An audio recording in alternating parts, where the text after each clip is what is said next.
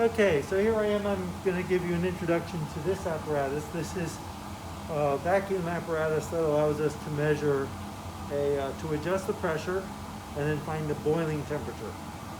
So once again, I hope I'm being heard because I have the noise of the hood kind of to work against. I have the sash all the way up because in this case, perhaps it doesn't always have to be all the way up.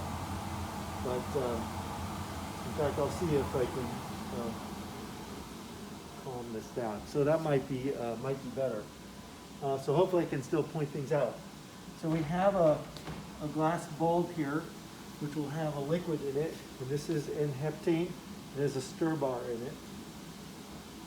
And there's a bottle for some more N-hexane if we, N-heptane, if we need a little more. In this bulb, we have it connected to a condenser, and so we'll turn the water on to run the condenser, and your guide has you a little bit of information to show how much water flow you want to seek for the condenser. And then it's connected, sealed in a vacuum line through a liquid trap here, and then up through a series of T's in this vacuum manifold. One connects to this large volume, which just means that it's going to take, it's going to slow down pressure changes. We have it connected to a pressure sensor, which is a Bluetooth sensor. We have it connected to a valve here. It's a toggle valve, and so if you want to raise the pressure, you're going to use this valve here. And then it connects over to the vacuum valve here, and this is how you're going to lower the pressure. When we open this up, that's going to lower the pressure in the system. It should be able to get down to somewhere between 100 and 200. It's not always going to be the same volume because that depends on the very lowest pressure of the whole science building vacuum system. So you'll just pump to either 100 or some pressure between 100 and 200 as low as that can go. And that will be your starting pressure.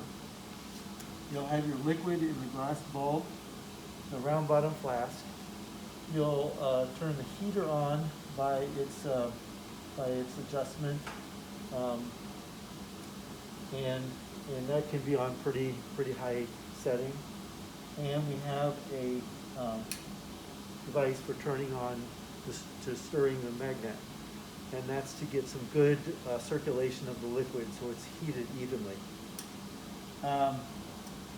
So you'll go to a fairly low pressure and you'll heat it until you see boiling, and you should be able to see drips from this condenser. When the water's flowing, it'll be dripping from the tip of the condenser.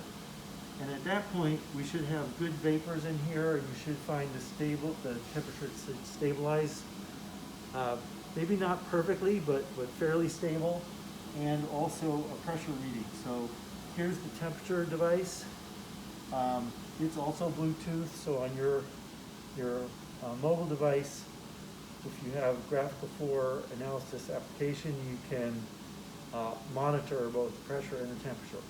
So once things are kind of at equilibrium in terms of dripping from the condenser, you may even be able to see how far up the vapors are going before they're condensing. And when that gets to be kind of stable, you're going to write down the pressure and temperature.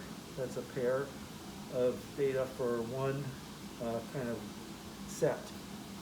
And once you have that set, then you're going to use the vent valve to raise the pressure somewhere between 75 and 100 torr, and then you're going to heat it for a little while again to find out where is that stable boiling temperature in equilibrium with a certain pressure.